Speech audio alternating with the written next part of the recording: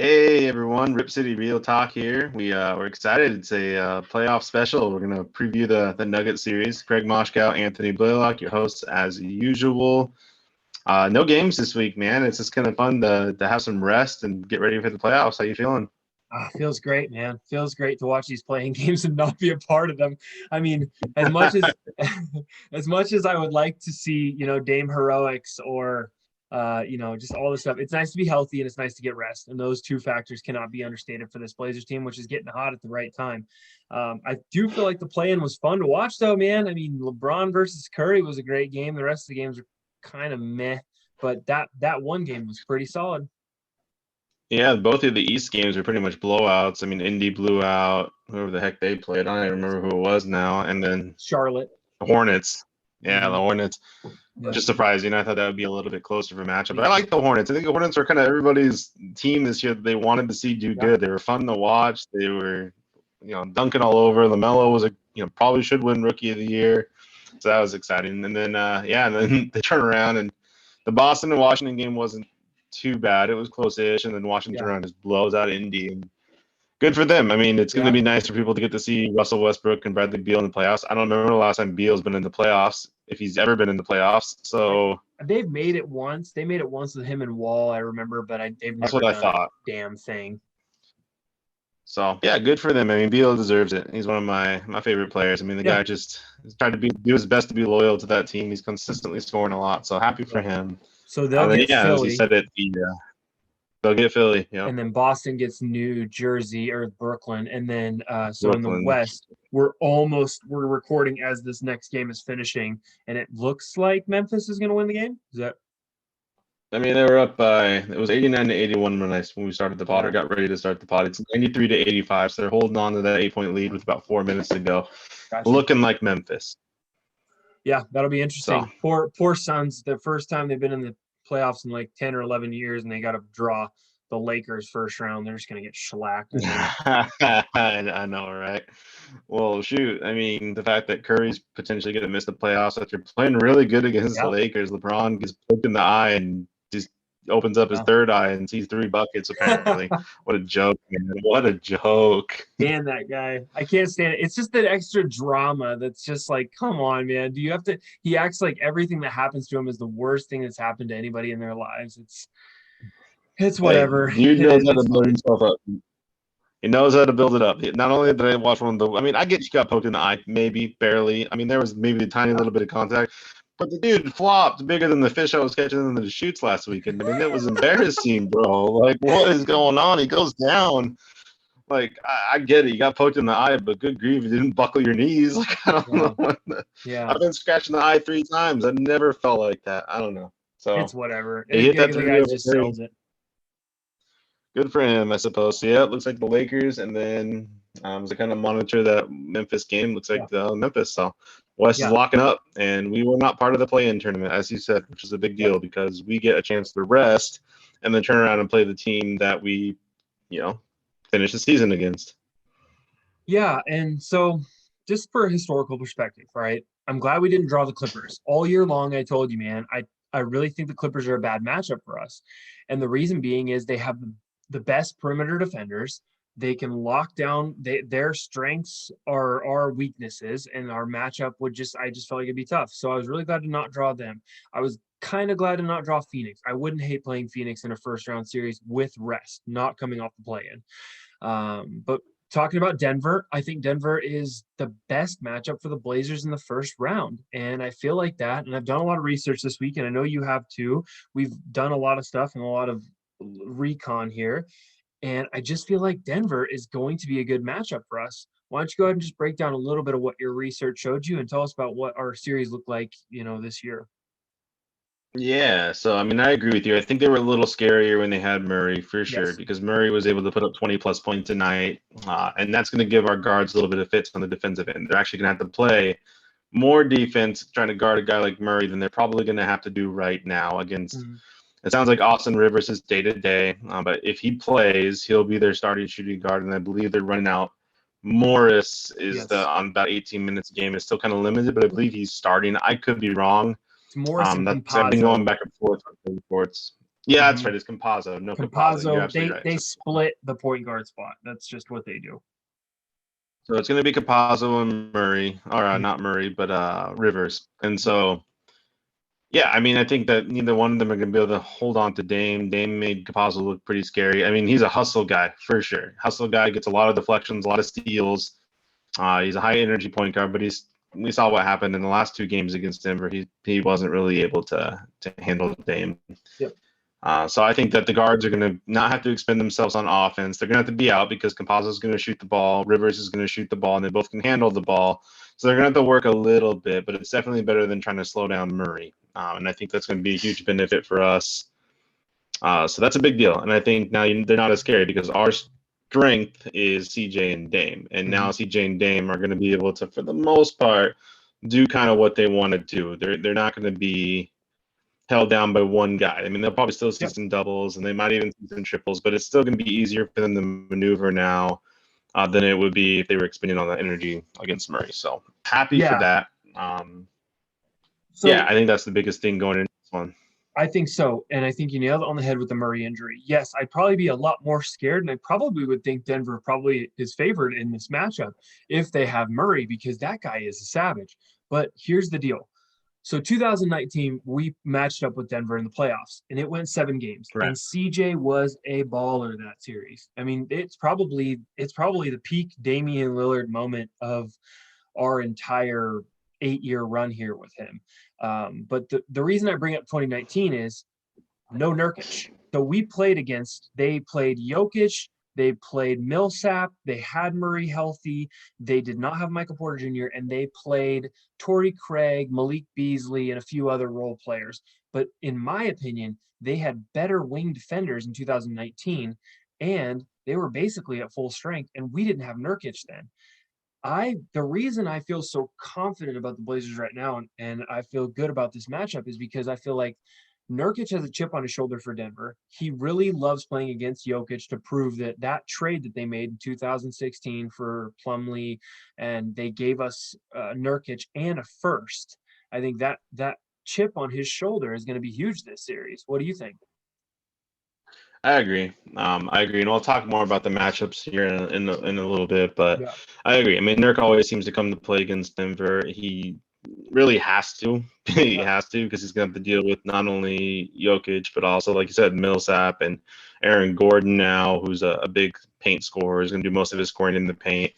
So it's going to be a lot of responsibility for Nurk to be able to not only help out in the paint but also be dragged out against Jokic, and that extra energy that he gets from playing against a team like Denver is huge. I mean, we saw a lot of it in the last game of the regular season where he put up the numbers that he did, and really, granted, they didn't play very much. We'll talk a little bit about that here too, but still, I think that he plays with a different edge when he plays against Denver. And being that he's going to have to be the guy that's going to be all over that floor, going out and being able to close back in the paint and, do those different things that you're going to need really just as all an energy situation. Yeah. It definitely helps that that's the matchup that he gets the first round because you're right. Last 2019, Kanter had a bad shoulder, was still trying to guard Jokic. We didn't have Nurk. There was a lot of things going on in that series. Yeah. It took the 7 games. It took 4 overtimes. It took the last couple shots to beat them. So definitely a much better spot this time around. Yeah, it is a better spot. And then so the other thing is Portland's completely healthy. They've acquired Covington, and I think the big thing is Norman Powell. And will the Blazers be able to use Norman Powell? And we'll talk about that a little bit as the matchups come in. So basically the matchup boils down to, can Portland's outside shooting beat Denver's paint scoring and bigger small forward down to center lineup? I feel good about our shooting. I think we can outplay them. I think we can outpace them a little bit. We can run and gun a little more. Denver's going to want to junk it up and slow it down a little bit. And I think that actually doesn't hurt us in any way. The only thing that I'm very fearful of is Jokic. Well, you should be. And that's where we'll kind of start here. When we kind of jump into that, I want to start talking about some of the matchups. So they are going to be without Murray. They're going to be without Barton, and they're going to be without Dozier. And then Rivers and Morris are both limited. So we've already kind of touched on that a little bit. But the one thing that does worry me a little bit, and the one matchup that I'm worried about, is going to be Porter versus potentially Powell. Yes. So that's the thing. I mean, Porter is not necessarily a good defender. He's not known as a good defender. He's an elite Okay. shooter probably at this point. I wouldn't even call him an elite shooter, but he's definitely one of the upper echelon shooters. I mean, he hits almost 3 threes a game, shoots over 50% from the field. So he's definitely got a mean stroke about him. And I worried a little bit about him being able to slow him down just with his length, getting out on guys like Powell and being able to help on switches and double teams against Dame. But he's still vulnerable there. We got him in foul trouble in the second game of the season against him. He didn't play very much in the regular season finale, but the second game especially, I think that foul trouble really indicates that he's going to have trouble locking down the smaller, quicker guards. And, Rivers can be a little pesky, sure, but and same we already talked about Campazzo being pesky.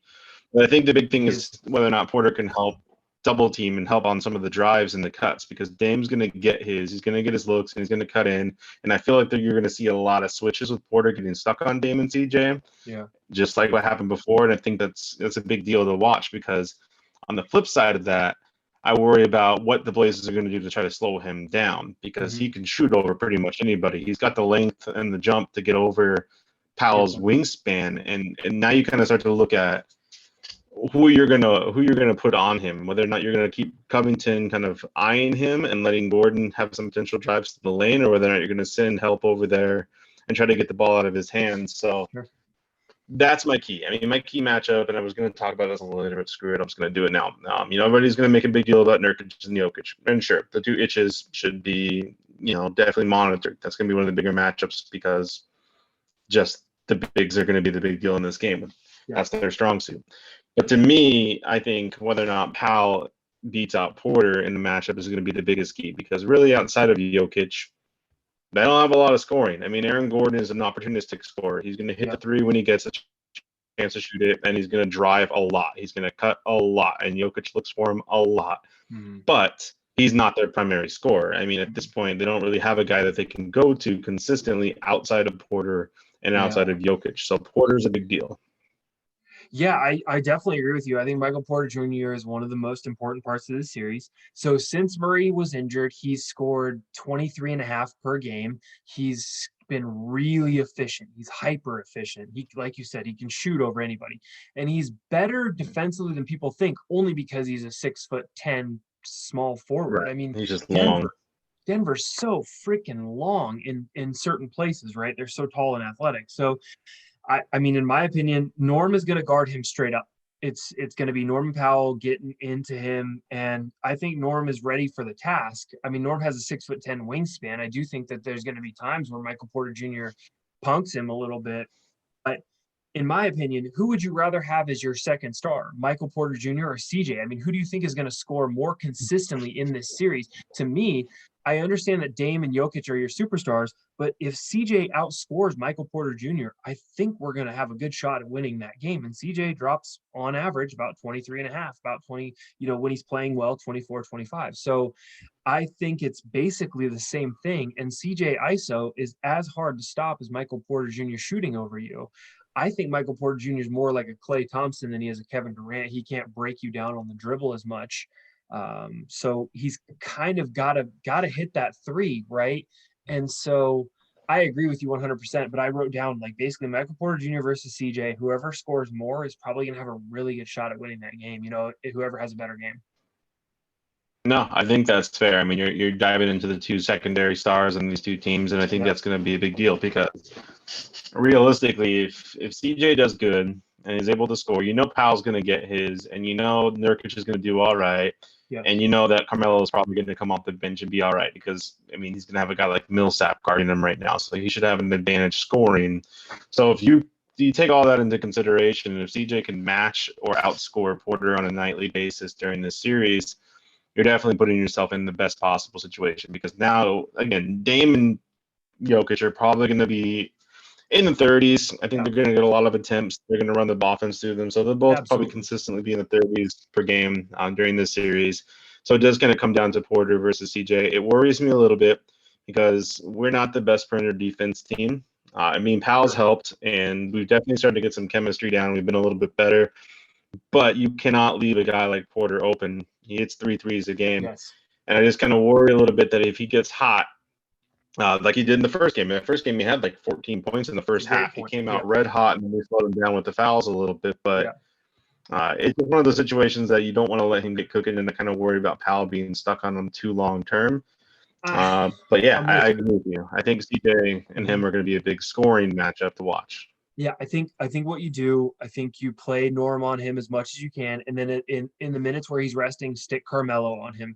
Give him a more veteran long defender. I know Melo's not a good ball stopper, and dude, I trust me, I know. But here's the deal. Here's the other thing. Okay. Because All here's right. here's here's why I say that. In my opinion, I think Covington should be the help defender that helps Nurkic corral Jokic. Because here's two reasons. I think Covington is not going to be, I don't think Covington ever needs to be on Jokic, but I think he should help defend because he's a great deflector of passes. So he can help kind of disrupt some of the passes that Jokic would have. And then if you have him on a big guy, because we know Aaron Gordon is 6'10", but Aaron Gordon's more physical. He's going to want to impose his will. He's going to cut, and Covington can play off of him more. So I think Norm or Melo are going to have to stick on to Michael Porter Jr. on the perimeter, and you're just going to have to hope that he doesn't get red hot. And you roll with Covington and Jokic on their front court, which is to me is Gordon Nurkic and Jokic is obviously going to be the big matchup. What do you think of that? Yeah, that's perfect. I mean, it's a good way to put it. I don't like Melo on him, but I don't think Melo's going to be on him very often because of the fact that he's coming off the bench. I think his matchup's going to be more in line with Millsap and Ball and those guys kind of trying to help Cantor out a little bit more. And Right. I can see us going a little bit more of a small center situation more often than not because I do worry about Nurk getting into some foul trouble. And if Nurk gets into foul trouble, that means Cantor's going to have to play bigger minutes against the starters, and that kind of puts Carmelo into the small ball center role. So, Yeah. and we'll touch on that a little bit here pretty quick too. So that's kind of the next thing I want to talk about is we touched on Porter a little bit, and Porter is definitely going to be that secondary guy to watch. But that kind of brings us back to our star player, right? The big matchup, and I want to touch on that right now. So the star matchup. Oh, by the way, it's overtime. Memphis and Golden State. They came back 99-99. Just keeping all the fans out there who's probably already seen this game because this will be posted tomorrow. But whatever. So anyway, Cool. So it brings us kind of to the Jokic, and I'm glad you touched on that because he's the next guy that I want to talk about. I do think that we should discuss Aaron Gordon. He's the big addition, but we'll get to that when we talk about Norman Powell and his impact on both the big trades. So for Jokic, I kind of agree, but I also disagree with you a little bit. I understand where the need to have Rocco kind of help on Jokic, but it depends on where Jokic is going to be playing. I don't think you can have Covington try to get out on Jokic if he's playing too far away from the rim. I think Rocco needs to definitely help when it gets to the paint because you need to force that pass out of there. And in the paint, you can stop the cutters and be there to help with the cutters. And you don't let them infiltrate. But if Rocco gets too close to Jokic out in the paint, or out of the paint, I should say, where Nurkic is probably going to have to be guarding him, that leaves too much ability for guys to drive it, and especially a guy like Aaron Gordon, because who's going to cover Aaron Gordon? You're going to have Powell basically monitoring Porter, who's going to look to hit the three, and a lot of that's going to rely on those extra passes. So you kind of have to leave Rocco on Gordon as much as possible because he's the only one that's going to have the athleticism and the length, and quite frankly, the ability to read what Gordon's going to want to do out of anybody else in this team. And you cannot let Gordon shoot the three. He's good enough to make you pay for it if he's left open. He will try to drive. You're absolutely right. He prefers to be in the paint. That's where he does most of his damage. But a lot of that comes from, Jokic's 8, almost 9 assists a game. So you have to be really careful about how you throw help at Jokic because he's, if not the best passing big in the league, then he's definitely top 3 best passing bigs in the league. And I just worry about throwing too much help on him. And we haven't really done it before. They'll give Nurk a little bit of help here and there, depending on where he's at. But most of the time, you're going to see Nurk out there away from the paint, trying to guard Jokic on the perimeter when he gets up there because he'll get the ball at the top of the key a lot so that he can dictate the offense. That's interesting. Okay, so here's what I wrote down. Okay, and I want to go through this with you because it helps me to sort of actually materialize it in my mind. So I wrote down 2 things. I don't think we're going to beat them at points in the paint. Even if we have a great game, they're going to destroy us. So it doesn't matter. But we should beat them on the 3-point. We should beat them perimeter, and we should beat them with 3-point field goal percentage, I think. I think what we should do is we should put Nurkic on him one-on-one. Don't double. don't send the help unless you absolutely need it. Because here's the thing. If Jokic gets 40, I'm fine with that. But I'm not threatened by Campazzo. I'm not threatened by Monty Morris's shooting. I'm not threatened by if Aaron Gordon wants to shoot threes all game, I'm totally fine with that. He's a decent three-point shooter. He's like 38, 39%. But at the end of the day, the most deadly thing you can do is give Jokic too much room, too much space, too much Which ability to case, create. Nurkic, and I wrote this down too. Nurkic is going to have to single cover Jokic, and Nurkic's foul trouble, maybe whether or not we win this series. If Nurkic gets into early foul trouble, we have to pull him. I swear to you, we might get destroyed because Jokic is not the 2019 guy. He can do way more now, he's offensively the and MVP this year. passing. Yeah, dude, the dude is nasty. You can't put Cantor on him for long stretches and hope that you're not going to get absolutely dominated. So Nurkic has to stay out of foul trouble. What do you think of that? No, that's my biggest. I was going to say that for a little later, but I agree with Yeah. you. That's to me the biggest key to this entire series. Yeah. And the reason being is because of the amount of bigs that they have. I mean, you think about Jokic, Gordon, and really I count Porter because of his size. I mean, he could easily switch to power forward if they need Sure. to and play kind of a small ball lineup. But then you have their bench. I mean, you have obviously we've already talked about a little bit about Paul Millsap. They also have JaVale McGee, who gets a little bit of minutes. He's a good rim protector. Ball. I mean, if he gets to play, he's always been pretty consistent for him, relatively good, just a energy guy. And then you forget about JaMychal Green, who comes in and gets big minutes for them. So they are stacked at the power forward center position. And if Nurkic gets into foul trouble, if he gets 1 or 2 fouls in the first 5 to 6, 7 minutes of that game, I mean, you can pretty much write it off because Cantor can't defend on the perimeter, and Carmelo can't defend on the perimeter. Carmelo obviously a little more agile than Cantor. And the thing with this team, that really you lose the ability to defend against without Nurk because Nurk can go out in the perimeter and he's actually a pretty good perimeter defender because he has the athleticism to get back. But everybody on this team can shoot the three.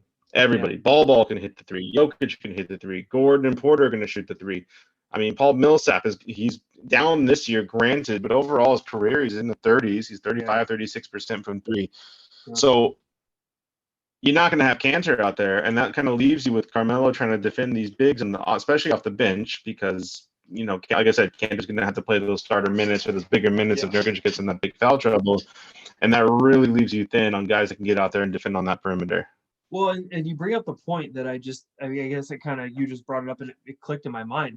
You really can't play small against Denver. You can't. You're going to need Nurkic or Cantor in there to check Jokic's big body because Jokic can do whatever he wants against a guy like Melo down low. I don't know. My question, I think, is going to be, so when it comes to the pick and roll, the Blazers run a ton of pick and roll. And the Denver will not. Now that they don't have Murray, there's no reason for them to run pick and roll. Jokic is going to ISO, and then he's going to look to distribute or score depending on the matchup and whether or not he feels comfortable. I think Nurkic is going to have to get him off that spot, man. He's going to have to make him uncomfortable. And if he can do that, I'm fine with Jokic dumping passes to Campazzo or Monty Morris. You just got to hope that Michael Porter Jr. doesn't get red hot or Aaron Gordon doesn't get red hot and burn you. And I think that's the key, right? If Nurkic gets in foul trouble, it's going to be over. I think Jokic abuses us. Well, it's not even just, Jokic at that point. If Nurkic gets in foul trouble and you have to start moving rotations around, it's all those other guys that just listed. You're not going to be scared of McGee and really Millsap anymore offensively. Millsap is still a sneaky scorer, and he's still, those vets know how to score. He's no different than Melo, in my opinion.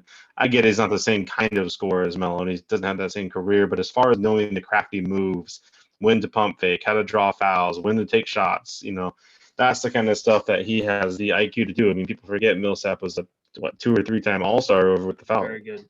Yeah, Hawks, not the Falcons. I don't know, one of the Atlanta Birds. Yeah. Got too many birds down there in Atlanta. But anyway, so that's an interesting matchup to watch because that kind of brings me to my next point. And my next point is going to be Carmelo versus Millsap. And I want to talk about that because that'll be one of the prime bench matchups when the starters are out that we need to discuss because Carmelo's going to have issues defending Millsap, I think, personally. But I think Millsap's not going to be able to touch Carmelo. So it's going to be kind of one of those two things and the two primary bench guys for both these teams. I mean, they don't really have anybody else that's going to come off the bench until Barton and Morris get fully healthy and some of those other guys get a chance to play. So really, it's Millsap's going to be one of their top guys off the bench, and I think we already know that Melo's our top guy off the bench. So how do you feel about that, man? Do you think that's going to be any kind of a factor in the series? Okay, so here I'm going to give you my hot take, and this is my hot take. So Stotts is going to shrink the lineup down to 8 guys. It's going to be the 5 starters. Then you're going to see Melo, Cantor, and if necessary, Anthony Simons. Anthony Simons will be the guard. I don't think you'll see DJ. I don't think you'll see Nas unless it's absolutely essential per the matchup. And what I mean by that is if you need a forward instead of a guard in Anthony. My opinion is Melo should not, especially if he gets cold at any point, should not play very big minutes. If Melo's playing 20 to 25 minutes in this game, I agree with you. Denver's front court is going to abuse him, and they're going to go to him, and they're going to seek him out, and they're going to hunt him. I really think that Derrick Jones Jr. or Little, whoever is playing better at the time, should see some minutes just for defensive versatility. I understand what you're saying. I understand like it's going to be frustrating, but here's the thing. So Norm and CJ are going to be able to take care of their guards, right? They should be able to keep you afloat in the Dame minutes that he sits. And Dame, it's the playoffs. He should be able to play 37, 38 minutes a game. There's not going to be a lot of Dame rest time. I don't think Melo's 18 points per game is going to be worth the amount of points he's going to give up. We'll see, and Stotts can make that adjustment when he's ready. But what I'm saying is, if it doesn't work in game 1, and then you bring Melo in game 2, and he's just getting tortured on the defensive end, you've got to adjust. You've got to make a change, because if Melo gets beat in the Dame off court minutes, it's gonna make it harder for when Dame comes back into the game that he's got to take over again. Yeah, I hear what you're saying. I still think Melo needs to play big minutes only because there's just not a lot of guys. He's not going to play Jones, and he's not going to play Nas unless we get into foul trouble. It's just not going to happen. We've seen some of the close games this year already when they went ahead and basically had the rotation locked up. We saw it against Phoenix when they played 3 guys. That's a big game. That's it. That's plain and simple. So Melo's going to get his minutes, but unlike some other teams, I actually am okay with him getting a lot of minutes in this one because I don't feel like they have anybody that can slow him down. And defensively for Melo, outside of Millsap, who, again, I think Millsap's going to be doing just fine against him, but Millsap's gotten to the point in his career where he tries to go inside a little bit more. He's more of a mid-range guy to a paint scorer. He's not shooting that 3 because he's been down. He's like 31% or 32% this year. So I don't think Melo's going to have to worry about him taking too many shots outside. He can do it. So you got to make sure that you're, keeping an eye on him. But I also think that they're going to use him a little bit more down low. Yeah. And he's going to try to get more mid-range jumpers and turnaround jumpers. And that is better for Melo. I think Melo can handle that a little bit more. He's not a bad defender when he's locked onto a man. It's when he tries to close out in the perimeter and keep the guy in front of him. So someone who's quicker. That being said, I don't think they have anybody that can slow Melo down either. I mean, Millsap's not going to be able to slow him down. He's just a little too old. He has the size, but he doesn't have the athleticism. Yeah. And then when you look at the rest of the guys that come out there, I mean, JaMychal Green, maybe. But again, he's not known as a great defender. He's a pretty good backup power forward, great rebounder. He definitely can score with efficiency around the rim, but he's going to have trouble to slow down Melo. So I think Melo gets 15 to 18 a game, and I think we need him to, because you can't have him out there playing 15, 20 minutes and then expect Rocco and these guys to be able to play big minutes against the kind of athleticism that they're going to be playing against. Yeah, it's going to be tiring chasing Gordon around. It's going to be tiring trying to get banged around by Jokic, trying to make sure you're running at those shooters and trying to cover and make up for lapses in defense. So you really have to have Melo be efficient, because you just don't have a lot of other options unless he plays Jones. I'm with you. I would love to see Jones get out there because of Denver's size. But if there's a matchup that I don't mind it being like this, it's Denver because of their lack of depth right now. Well, so here's the problem with Jones, right? If you play Jones and Dame or CJ, whoever the guard that's facilitating the offense, gets trapped, the dude doesn't hit his threes. And that's the problem, right? He doesn't stretch the floor well enough to take the pressure off on offense, so he's a complete liability. And even if he's decent on defense, and at times Jones gambles and he misses and he'll get dunked on or whatever, but even if he's good or he's a plus on defense, offensively, he just has not been good enough to be on the court, in my opinion. Whereas Melo's been very good offensively. And the last couple weeks, he's had good defenders on him at times, and Melo has destroyed them at times. I mean, he has looked very good. And the videos from practice this week, Melo looks really locked in. If you think about it, Melo hasn't had a lot of chances to be a playoff performer. So I agree with you. If When's the Melo last could, time he was in the playoffs?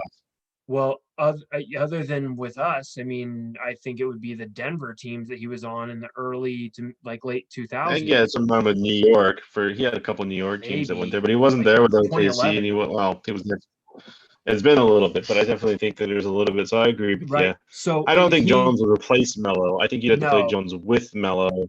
Yeah. If you decide to go, like you said, if you decide not to play Anthony in certain situations and you run CJ and Powell, but I still don't think there'll be a lot of Jones. So I feel like if we were going to see him in a normal rotation, we would have seen him. yeah, and I think the Blazers are going to play straight up defense. I don't think there's going to be a lot of changes. So if you can stick Melo on JaMychal Green and or Millsap, I feel fine with that. If you have Melo on Aaron Gordon, that's going to be a problem. And that, I mean, Stotts has got to do whatever he can to not make those two match up. And I'm sure he can figure that out, right? He can use Covington wherever he needs to. He can. Hopefully. Yeah, no kidding. And that's the other thing that I have written down here. So I wrote down adjustments. Which coach is going to be able to do more to create advantages for their teams? In 2019, Stotts did a fantastic job, and maybe it was Dame and CJ bailing him out. I don't know. But at that point in time, he had to play Cantor massive minutes, and he still we were in every single game in that series, and we were dogfighting that whole series along. It was a difficult time. It went 7, and we won that game in Denver. So as much as the Fire Stotts crowds hates him, these two coaches have faced up in the past, and Stotts got the better of Malone. So we'll see what happens this time. But which coach do you think is going to be able to adjust more and do more with what they have? Oh, I mean, it's got to be Stotts just because of depth. I mean, you look at Malone, what he's got to work with right now. I mean, he's got 3 bigs, and that's it. So yeah, I just feel like you're able to move around and be able to switch a little bit more when you have the depth to be able to do it. You can afford to foul a little bit more. You can afford to throw some more double teams because they don't have, a lot of offense so that ball swings around. So you got to try to take the ball out of their main 3 guys and live with the results. So, yeah, I mean, adjustments are always going to be, it's playoffs. Adjustments are the biggest thing for any team. But I agree with you as far as seeing a little bit more of what Sauce is going to do. I don't think you can leave Melo in consistently if you start to get burnt by Gordon and Porter when they're out there. We do tend to like to close games with Melo. He tends to be in there a little bit more than Covington, especially when in a situation where you need to score. I do think you'll see a lot of switching. Yeah. But, that's the thing. Melo puts so much pressure on teams to stop him. And Gordon's an okay defender, but I think Melo can get his on him. And he also takes him away from the rim because Melo's going to probably hit more threes, especially late in games. Yeah. Dame starts to take over and CJ starts to take over if Melo is closing out the games with them. So it's just kind of it's kind of an interesting little bit to think about how the rotations are going to work and when you're going to pull Melo and when you're going to leave him in. So that's that matchup. 100%. The last matchup I want to talk about as we kind of close down some of the matchups point of the series, and we'll get into a couple other things, and then we're almost done. But I do want to take the 2 trades, how the 2 trades are going to affect the teams. Both teams made a move for a guy that they think was going to come in here and make a big difference. Aaron Gordon versus Norman Powell. I know they're not going to play on each other necessarily, but it's funny because they might. Aaron Gordon was the big time Blazer rumor. For years, he's been the big time Blazers rumor. And there was an opportunity to get him. Rumors came out that we didn't want to give up Anthony to potentially get him. So now Anthony in his 10 minutes in the playoffs versus Aaron Gordon is 25 plus, 30 plus minutes. So it's kind of a big factor. But we did go out and get Norman Powell. So we did still make a move for a starter who's been exceptional for us. I don't like the 3-guard lineup against teams like this. I don't like it against teams like the Clippers, but it's been working. And so, yeah, man. I mean, how do you think, which guy do you think impacts the game more? And I know it's easy to say Gordon because of lack of depth and injuries, but who do you think impacts the game more? Who's going to go off? Who's going to make the difference here out of these 2 guys? So looking at Denver, they have inside and outside game when they made this trade. They have Jokic. They feel good about Michael Porter Jr. and they had Murray healthy when they made this trade. So I understand why they made the trade, but I'm prefacing this to say They get Aaron Gordon, who's this 6'10" wing stopper. His job is to guard and defend guys like LeBron, Kawhi, the big Jimmy Butler, the big strong wings. And then who do they draw in the first round? They draw Portland, who has no big, strong, offensively scary wings. So, in my opinion, they would almost rather have a really good guard stopper like Gary Harris right now, who could body up Dame.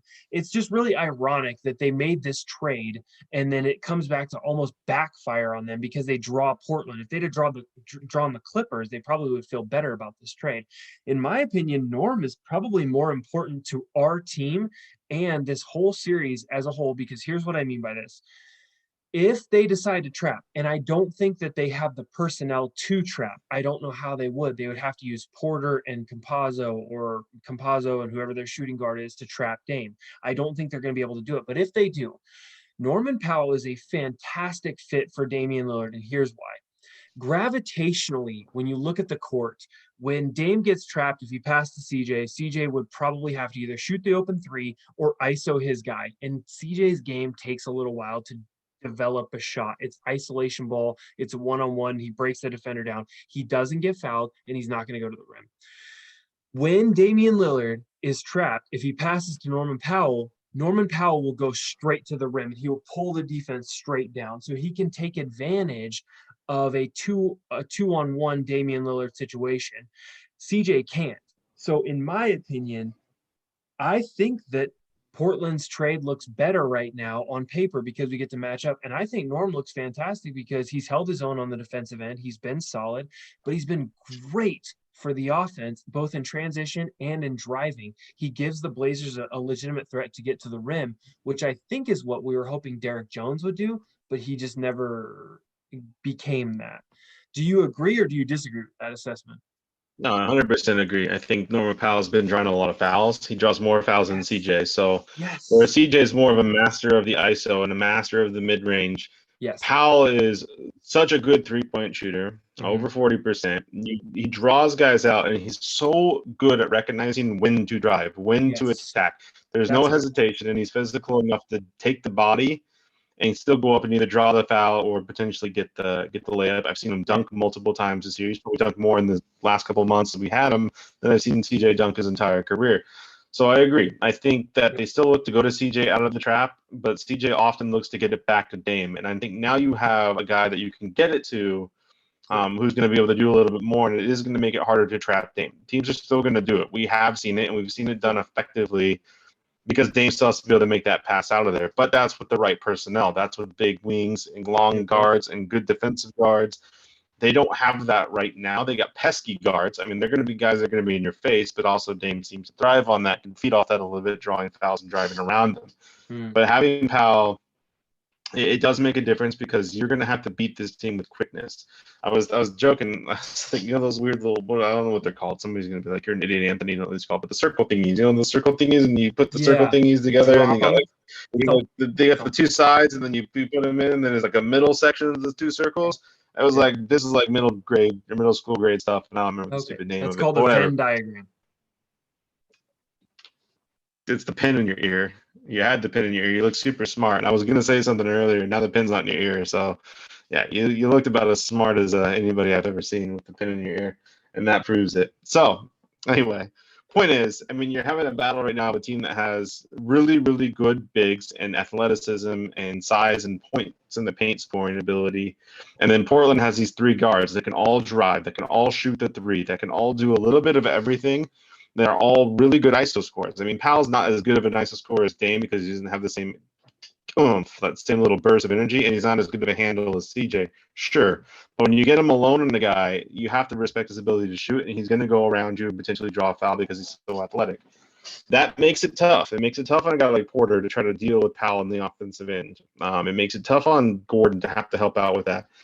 That is going to be a huge matchup, and I agree with you. I think Gordon was brought here to upgrade their defense because they knew that Murray wasn't an amazing defender. He's all right. He's a good overall guard, but he's not the elite defender. Will Barton isn't an elite defender.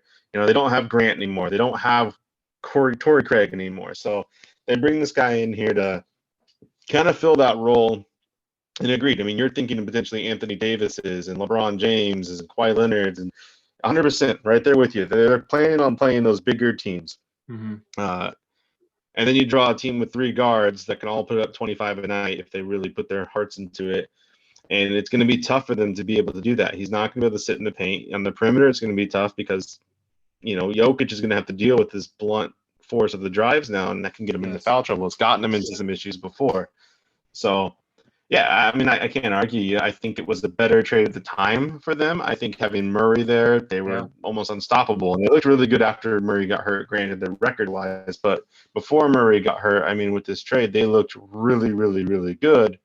And now Portland's kind of flipped that script. I mean, Portland's 3-guard lineup is starting to click at the right time. Granted, the competition the last couple of weeks hasn't been amazing, but they've been clicking. Yeah. And so now you look at the trade and you're like, you know what? I think that Powell is going to be a bigger deal because that will alleviate some of the traps, as you said, versus a guy like Gordon, who, sure, he's the perfect complement to Jokic because he can drive and Jokic likes to make that pass. But I would agree that Powell's a bigger deal right now, and he has to play better than Gordon. It's funny because, I mean, I was a big Aaron Gordon guy, but I just feel like right now for this series, what we need, and maybe next series, we'll figure that out. But at this point in time, I feel very confident in the Blazers because they acquired Powell and because I don't think that Gary Trent, I don't think that anything we had at the small forward, whether it be Gary Trent playing that position small or Derek Jones playing it big, I think Neil should get a huge pat on the back for this one. Both the Cantor move this year and then also acquiring Norman Powell. Those are huge moves for us for this season. The other question that I have for you is if, let's say, for example, okay, so game 1, Will Barton is not healthy. But let's say game 2, Will Barton and Austin Rivers start to get healthy and they play more. They're bigger guards. They're both like 6'4"-ish. So would you feel more hesitant about this matchup, or would that scare you a little more if those two guys get healthy and they can come in and defend Dame and CJ more? I don't think they will be healthy. I think Rivers will be all right, but I don't think Barton's going to come back and be his normal self. He's a very high energy guy, and with the injury, he's not going to be able to play that same injury. He's going to be limited. I don't think he gets back to full strength in time for the series personally. But no, I don't think it changes much. I think it changes stuff defensively for us, but they're not, neither one of them. They may be a little big, but they're not great defenders. They're all right. I mean, like I said, they're high energy guys. They're scrappy. They're going to be a pest, but I don't think Barton's going to be able to slow down CJ just as much as I don't think CJ can slow down Barton. It makes it's kind of a flip on there. If they do come out and they do look healthy, both Rivers and Barton are going to be able to kind of score from everywhere. They're pretty good with the ball in their hands. They are able to drive, and both of them can shoot. So it makes some pressure on CJ, which I still worry about our guards defensively. The reason I'm so confident in this matchup right now is because I don't think they have the guards to put pressure on Dame and CJ to have to play defense. I agree. So, yeah, that makes a difference on the defensive side for us, but we'll have to see how that goes. Last I read on Barton, it's going to be really tough for him to come back in this series. And if he does come back, I mean, you got to think that he's going to be on the minutes restriction. If not, because it's playoffs, he's still limited either way. Yeah. And I still think trying to deal with Dame, CJ, and Powell, that's still a tough matchup for him to come back and not be full strength. So just for full disclosure, Campazzo is 5'10", and the rest of their guards are like 6'4" and under. If Rivers plays, he's 6'4" and he's decent defensively. Okay, so you talked about it earlier and you hit it. In the past, the teams the Blazers have struggled with in the playoffs are teams that can trap Dame aggressively. The personnel has to be right in order to do that. You have to be able to trap effectively with long, rangy defenders. Denver does not have that unless they're going to move one of their forwards over. And then, like you said, Norman Powell or CJ should be able to absolutely exploit that matchup.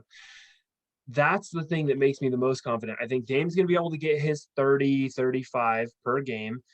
He's going to be able to battle Jokic in that department. And then Norm and CJ should be able to absolutely destroy their person. I do think Nurkic, if he gets into foul trouble, could be a problem. And Jokic could drop 50 on us, no problem, with like 10, 12 assists. But if Nurkic is healthy, he he's pissed. He hates Denver. He's every time they play, and I know that they shake hands, and I know they hug and everything, but he hates Jokic. They used to battle in practice every damn day. He knows a lot of his moves from the early days. He knows what he wants to do, and it's a physical battle. I really think Nurkic is going to come in with a chip on his shoulder. Do you feel like that too, or do you think that Jokic just knows what he's going to do? No, I think we talked about it at the beginning of the pod. I mean, the energy and his matchups with Denver. So I don't need to touch too much on it. But I will say this: I agree with you that having the ability to kind of know what Jokic is going to do. We saw these two battle in the second game of the season. I believe it was Lamar Hurd who said they looked like two polar bears fighting over the last spot on a glacier, whatever it was. So, I mean, that's because they're both they're just big guys who can both pass, and they're both going to be on top of each other. I forgot about that. Yeah, I mean, Nurkic, no doubt, and the two itchies, they're going to be the biggest deal in the playoffs. I mean, I still think to me the Powell versus Porter matchup is going to be my biggest thing, but I do think you can't underestimate how big of a deal it is to see what Nurkic is going to do versus Jokic. And I didn't talk a lot about him this time because I think everybody's touched on him already, and quite frankly, we know what we're going to get out of the two of them. They're both going to play hard. They're both going to be down there in the paint. When Jokic doesn't try to draw him out when he's shooting threes and all that good stuff. And Nurkic has to be able to score consistently on him, and we'll see if that can happen. Get him in the foul trouble, slow down your shot, make those passes to Dame, do all the same things you've been doing the last couple of weeks. The Nurk that we've been seeing, a fully healthy Nurk that looks even before the injury originally, you know what I mean? The old injury that he suffered when we went to the 2019 Western Conference Finals. So that's all a big deal to me. I do want to take a minute to touch on. I want to ask you about two stats. I want to see what your opinion is on this. I don't want to take too long on it, but I want to see these are two stats from the regular season that caught my eye between these two teams in the series that we played. The first one, and it's kind of been a big deal throughout the later half of the year. It's been a little bit better lately, but this was the second worst against any team that it's been. Damian Lillard only drew 2.7 free throws a game. The second worst against any team this year. So in this series, he's averaging 2.7 free throws. For a guy that drives, makes the kind of contact that he does against this kind of athleticism and the big position for them, do you think that's a big deal? Do you think that's something that we need to watch, him drawing fouls? I don't, and here's why. I don't think Dame should have to pressure the ball as much. So here's the other flip side of that. We talked about Nurkic getting into foul trouble. I think that Dame should play on the perimeter more to try to pull Jokic out. So what I mean by that is, so Nurkic is going to have to play pick and roll with Dame. Nurkic comes out to the top of the key, and Dame runs the pick and roll to try to grab Jokic from there. At that point, Dame should try to rush the corner, get around Jokic, and draw fouls on him early. If we could get Jokic into foul trouble, it'd be the best thing we could do, right? Get him out of the game early. More impactful than Nurk. Yeah. So in my opinion, I do want to see Dame draw fouls on Jokic, but I also don't want to wear Dame out doing that. So I think you can exploit Campazzo and you can go at those smaller guards just as much, maybe an ISO ball, and only use the pick and roll if you have to. I really do want to see Nurkic get the ball inside. I want to see Nurkic try to go one-on-one with Jokic and try to draw fouls on him as well, because I think that he could do that. I have probably too much confidence in Nurkic in this matchup to be able to play. We've seen him. We've watched him multiple times. And in my opinion, the best Nurkic we've ever seen is when he's pissed off and wants to prove that he's better than the other team's center. And Jokic, there's no better matchup for him for that. So I'm not super worried about it, but I do think Dame should try to run pick and roll with Nurk and then try to grab Jokic on the come around and get fouls on him. What do you think? Yeah, I think the same thing. I think the foul numbers need to be up. I think he needs to draw fouls. I don't necessarily think it has to be driving consistently. I do think that he's going to have to do that because he can't just rely on the outside shot. He needs to put some pressure on these guys and be able to get in on them a little bit. But see, that's just when Dame's at his best. I mean, plain and simple. Dame's at his best when he's able to do whatever he wants. And if he's just going to be forced to shoot, I worry about him taking bad shots, deep shots, and you start to go into lulls there. So if he can find what he likes on the defense, be able to eat these guys alive and get around them, great. But it's the perimeter fouls I want to see. I want to see Campazzo and I want to see Rivers try to be out there guarding him. He seems to draw fouls on them a lot at the point of attack. And I still think, it doesn't always necessarily lead to free throws, granted, But if you can get them in the foul trouble on the outside and they have to start moving their guards around, that does make it so that they have to start throwing bigs at them and trying to help out. Because now with the foul trouble, you can't leave Composo or Rivers on them consistently. You have to kind of draw some help because they can't play as aggressive and their normal pesty nature as they typically have the last couple of games. It gives Deng just too much of an advantage at that point. So it kind of forces them to have to react and adjust in a way that they probably don't want to. So it's concerning to me that that's the second lowest amount of foul calls that he's got. Not foul calls, but free throws. Yeah. Because I feel like he needs to be able to draw more of those and draw those consistent fouls to be able to Sure. really dictate how he wants to act. My other big stat for you, and this is Okay. kind of the same thing for the opposite team. So Jokic, who averages 8.3 assists a game, against Portland in the series has averaged 4, his second lowest against any team. So now keep in mind the third game he only played 21 minutes. It was kind of a blowout, so it's hard to gauge the overall series averages when you look at that. But for a guy that averages 8-9 assists a game to only have 4 against Portland, what do you think the reason of that is? Do you think we can keep it up? I do think we can keep it up. And I think that the key to that is, like we talked about earlier, Nurkic one-on-one with him is going to be able. Okay, here's the deal.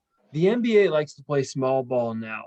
They like to go small. They like to use the Draymond Greens, the Pascal Siakams. They like to use Giannis as the 5. Portland does not do that. Nurkic is a big body on you, and he's been really good at times defensively at keeping you from getting to your spots. He will keep you from getting comfortable on the block, and that's what he can do to Jokic. Nurkic is the key. If Kanter's in the game, I do think Jokic can take advantage of him, and I think he'll be able to pass around him. But the other thing is, and this is what I talked about earlier, Covington being the help defender. Covington is an amazing deflection guy. So when you pass, if you're passing in his general direction, he can clog the passing lane a little bit. And I think that's been a problem for Jokic. I don't think we're going to struggle at stopping Jokic's assists. I just think we could struggle stopping him. I do think he could go Dirk Nowitzki 2011 if he absolutely wanted to. And could he drop 40 a game? Yes, I do. But it's going to take him beating Nurkic and getting him into foul trouble and making him uncomfortable in order to get there. I don't think we're going to struggle, because here's the thing: if he's kicking out to Campazzo or he's kicking out to their guards, I'm not worried about that. And I just don't think Michael Porter Jr. is going to be that effective in this series to be able to drop 28, 30 a game. I hope you're right, man. I hope we don't talk about this in a week once we break down the first couple games and it's like, wow, Porter's got 30 points a game, and I hope not. But I agree with you. I think Nurk's a big deal. He tires Jokic out. I've never seen Jokic get more tired than when he's playing the Blazers. Granted, I don't ever watch him when he's not playing the Blazers. So technically, my sample size is pretty small. But I do seem to see him trying to deal with the size of Nurk and the body of Nurk and the post game that he likes to run. He can shoot the 3. He can make the passes at the top of the key. And he likes to do that, but he does a lot of his damage from the mid-range and the paint. Of course, he's a center. And he gets tired battling Nurk, and Nurk gets tired battling him. They're both super sweaty, big guys who are just consistently hitting each other. And I think that tires Jokic out to the point where his game does slip a little bit. Now, we've seen him put up big numbers, sure. Mm-hmm. We've also seen him struggle at the end of games to miss shots because he doesn't have his legs underneath him, or he starts to draw fouls because he gets frustrated and can't contain Nurk the way he wants to, et cetera, et cetera. So I think the assist thing, especially – well, I just think the assist thing especially comes from him being a little bit tired. Then you have guys like Rocco who can clog those lanes, and he's trying to get the ball out to the Porters and the Gordons, right? And when you have those two guys primarily being eyeballs by Covington, that makes it really tough to get that ball to them, and it kind of takes him out of his game and forces him to do more of that one-on-one against Nurk, which is where he gets the most tired. Well, and so, okay, for all the Stotts hate that he gets, he does not play a very switching, maniacal defense. We're not going to switch very often. So what that means is, let's say, for example, Nurkic is guarding Jokic. The way Jokic takes advantage is when teams double him, he kicks to the open guy really easily, and then they get a bucket. We don't do that. We don't double, we don't hedge very often, we don't pressure very often. So when you have Nurkic on him straight up and Aaron Gordon is cutting and Covington is just staying home on Aaron Gordon, it's just not a very open look. So the Blazers, for all the crud you want to give them about how bad we've been defensively, are a very good stay home defense. We can stay with our man. I think we're going to stick it up in this series, and I think that's coming down to it. I don't mind losing points in the paint if they out assist us by like double what we assist, then they might beat us. But I just think that our perimeter shooting is going to be a problem for them. And if we can outshoot them massively on the three, if Michael Porter Jr. doesn't get hot and CJ does keep destroying that mid-range true shooting percentage, we're going to be fine, man. I really do. I think we're just going to go 6 or 7, and we're going to win it in 6 or 7. Yeah, and that's gonna be my next point. I want to wrap this up. We're gonna make this more of a playoff special this week, guys, than a normal episode. So I know you all want to hear my ex-Blazer, Blazing New Trails Player of the Week, but I'm not gonna do it this week. I've changed my mind for the sake of time, because we're gonna recap the games next week and kind of get back to our normal thing. So I do wanna ask you. I'm gonna go for you first, and then I'll go for me. I want you to go ahead and predict how many games you think it goes, and I want you to predict how the games are going to go, who's going to win which game, and kind of go from there. Yeah, so I thought about this today in my research. I think that game 1 is going to be really tough. Denver's fans, they have more capacity than we have. They're probably going to come out really hot. I do think they're going to win game 1. I think they'll win it easily, probably by 10 to 12. Game 2, I think we will battle it out and be really close, probably within a couple points, and I think it'll go Portland's way. Game 3 and 4, we come home to Portland. I think that we're going to have more fans in the stands. They're talking about expanding a little bit. I think we win game 3 and 4, and then we lose 5 on the road, and then 6 we win. So if I were to guess right now, I would say Blazers in 6. I'd feel pretty confident in that. If it goes to 7 and it goes back to Denver, I'd feel a lot less confident. But I think Blazers in 6 with us losing game 1 and then holding home court advantage through the rest of game 6. Yep, I have it almost the same, but we switch the first 2 games. I think Portland comes out and rocks them in game 1, just like we did the Lakers last year. I think they come out and they hit Denver in the chops early. And then I think Denver takes the second game, because I think the adjustments will be made. It'll be closer, but I think they'll take it just because they don't want to get down 2 games, right? And especially not at home. So then I think we go 1-1. I think we come back and we win both home games. I really do. I think Portland comes back. I don't know about the home crowd. We haven't really touched too much on the home crowd, but that can be said about anybody. There's no real advantage one way or the other. It's still lacking fans. It's limited fans for any team in the playoffs right now. But so I don't think there's a huge home court advantage necessarily. I just think when Portland comes home and they get that win, because I think they're the better team right now. And then I think the lack of travel is going to help them. They're going to be able to stay here and get that second game at home. And then you go back to Denver. I think you lose. Just because I think Denver getting that last home game, a lot of teams tend to get that last home game kind of when you're in an elimination situation. And then I think Portland comes back home and gets it in the 6th game. Personally, I just think it'll be a tougher series. I don't think any game is going to be a blowout. I don't think you're going to see a 10-plus point game. I just don't see it, because I think we're too different. I mean, it's going to match up. So what? They're not going to be able to stop our guards. We're going to have trouble stopping their bigs. And so I think it's going to be a consistent battle of one way or the other, and eventually a foul or a couple key calls or just a poor shooting night. One of those things is going to hurt one of the 2 teams, and I think that's going to happen. But I don't think you see too many losses that are going to be 10-plus points. So I think it goes 6. I think it goes in that range: Portland, Denver, Portland, Portland, Denver, Portland. That's my prediction. I definitely agree with you. I think it's going to be a back and forth, because I do think it's going to depend on shooting and who's hot that night. If it goes to 7, do you think we could win a game 7 in Denver, or would you feel less optimistic? Yes, because I don't think the home court advantage is a big thing. I just don't think it matters. I think it goes to 7. I mean, it's going to suck because you don't want it to go that long against a team like this. I feel like you have the advantage. If it goes to 7, you kind of lose your advantage and the confidence. But I still think I'm going into that game. Like, I don't think going back to Denver makes a difference to me. So I'm not overly concerned about any of the impact and advantages, except for the fact that you should be concerned the series went that long. Good. Okay, man. So we got our predictions out there. They're into the universe. We're feeling good. Tomorrow is the first game. We're going to record next weekend after the first couple, 2-3 games. Yeah. We'll recap what we've normal seen. Thing. Yep, we'll do our normal thing. Anything else you want to throw out there? No, I mean, again, people subscribe, do all that good stuff. It's been fun dealing with you guys and interacting and being able to provide our opinions and our takes. And, we're big fans. We watch every game, and it's exciting to be able to do this. We've done a whole season, and now we're getting into the playoffs. So we appreciate you guys. I will say if you go and get vaccinated for the COVID-19, please, make that decision, do your research, and I would recommend everybody does it. I want to get back into these stands. I want to be able to see the fans and do all of that. If you go to Walmart, no, Walgreens, the other one, there's too many walls. If you go to Walgreens, they do give you a $5 cash value. So I got some jerky today. I got my first shot, man. I did that. Nice. Feeling good. No side effects. Arms a little sore, but yeah. So I mean, I'm hoping that that's a thing. So it was my public service announcement, trying to do my part to spread Nice. that word with all the fans that I know we have that really look Yeah. to us for life guidance on their podcast. They're But saying for real, hopefully it's 80%. something that people can get on. Yeah, they're saying Mhm. 80% fans by the finals. If everything like works out, the NBA would like to have like 75, 80% of fans. Wouldn't that be insane to see by a month from now? But whew, That's what I'm saying. I hope we get there. But yeah, other than that, again, we appreciate all the support from everybody. We'll continue to follow this up. This is a short week. We obviously recorded this is Friday, mhm. so we're gonna, post this probably tomorrow. So we'll try to get it out before the game, and we'll talk about it, and then we'll get back to our normal, Sunday to Monday routine, depending on how the NBA. We'll kind of take a look at the schedule and determine when we're gonna post next. But we'll make you all aware.